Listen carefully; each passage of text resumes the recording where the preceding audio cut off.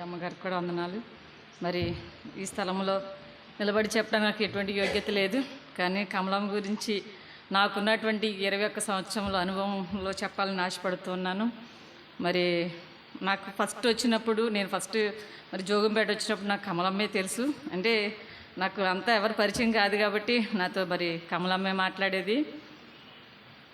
ఒకటి ఏంటంటే ఎక్కువగా మీ ఇద్దరం అంటే ఫ్రెండ్లీగా ఉండేవాళ్ళం ఎక్కువగా. ఎందుకంటే ఏదైనా సరే పని చేసుకోవాలన్నా ఏదైనా చేసుకో గడ్డకి బట్టలు పట్టుకెళ్ళాలి ఏది చేయాలన్నా మరి ఇద్దరం కలిసి వెళ్ళేవాళ్ళము.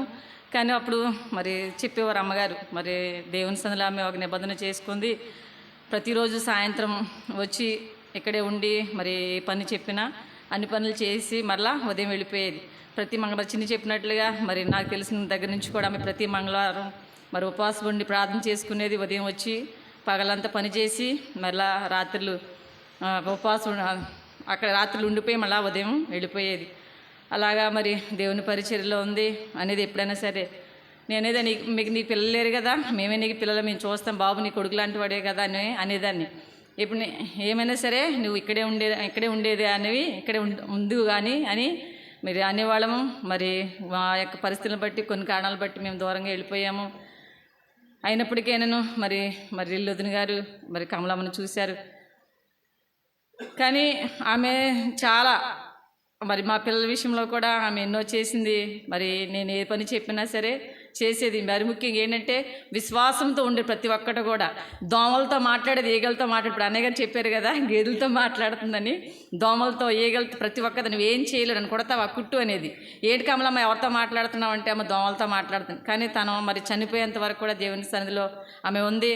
కానీ మరి బైబిల్లో కొంతమంది రాజులు ఉన్నారు, రాజులు పరిపాలన చేశారు. కానీ కొంతమంది రాజుల్ని మరి రాజుల సమాధిలో పెట్టలేదు. కానీ మరి అమ్మకి మన యొక్క కమలమ్మకి రాజుల సమాధి లాంటి సమాధి ఆమెకి దొరికింది. మరి వారి కుటుంబస్తులు తనకి మరి బంధువులు ఎవరు లేరు, తన మేనడు కూడా విడిచిపెట్టేశాడు. ఇప్పుడు నా ఒక 5 సంవత్సరాలు బట్టి ఇక్కడ ఉన్న అతను వచ్చి ఏనాడు కూడా పట్టించుకోలేదు. కానీ వారు ఎవరైనా ఉంటే కనుక ఈ దినాన ఇలాంటి కార్యక్రమం ఆమెకి జరిగి ఉండేది కాదు. కానీ ఎవరు లేకపోవడం బట్టి దేవుడు ఆమెకి మరి రాజుల సమాధుల్ని ఆమెకి ఇచ్చి ఉన్నాడు. మరి ఈ దినాన మరి ఇంత ఘనంగా ఆమె యొక్క ఆదరణ కూడిక జరుగుతుంది ఎవరు కూడా ఊహించి ఉండరు. కానీ మరి చాలా మరి సంతోషకరమైనటువంటి ఆదరణ కోరటాన్ని మరి దేవుడు ఇక్కడ అనుగ్రహించాడు. మరి ఆమె లాంటి విశ్వాసాన్ని మరి ఆమె చనిపోయేంత వరకు కూడా దేవుని సన్నిధిని విడిచిపెట్టలేదు. దేవుని సన్నిధిలో ఉంటూ పరిచర్య చేసి చనిపోయే దినం వరకు కూడా ఆమె పరిచర్య చేస్తున్నాను. నేను వచ్చి అడిగినప్పుడు వదిన గారు కూడా చెప్పారు, లేదు ఆ రోజు పని చేస్తూనే ఉంది, ఎండలో పని చేస్తున్న వాళ్ళు ఏమో కానీ ఇటు వచ్చి పని చేయమన్నాను, అదే ఇటు వచ్చి చేస్తుంది అంతే, ఆమె అలాగా కళ్ళు తిరుగుతున్నాయి అంది అని చెప్పారు. కానీ ఆమె చనిపోయే దినం వరకు కూడా చాలా ఆరోగ్యంగానే ఉంది. మరి ఆ రోజు కూడా ఒకటే అంటుంది, అంతా అంటే అస్మారక స్థితిలో ఉన్నప్పుడు కూడా కమలమ్మ గారు నాకు నీళ్లు పోయండి, జాషుబాబు గారు నాకు నీళ్లు పోయింది అంటే ఆమె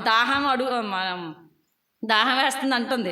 అయితే ఒకటే అంటుంది, ఆ సమయంలో కూడా లిల్లమ్మ గారు నాకు నోట్లో నీళ్లు పోయింది అంటుంది. అప్పుడు వదిన గారు అన్నారు, నీళ్లు పోస్తున్నాం కానీ అవి మింగుడు పడట్లేదు, ఏదో గొంతులో అడ్డుగా ఉందని చెప్తుందన్నమాట. అలా చనిపోయే వరకు కూడా ఆమె మాట్లాడుతూనే ఉంది. కానీ దేవుని కృపను బట్టి ఆమెకు రాజుల యొక్క సమాధి ఆమెని సంపాదించుకుంది. కాబట్టి అలాంటి సమాధులు మనం కూడా సంపాదించుకుని ఆ యొక్క పరలోక రాజ్యంలో చేరాలని దేవుడి కొద్ది మాటలు దీవించింది కాక.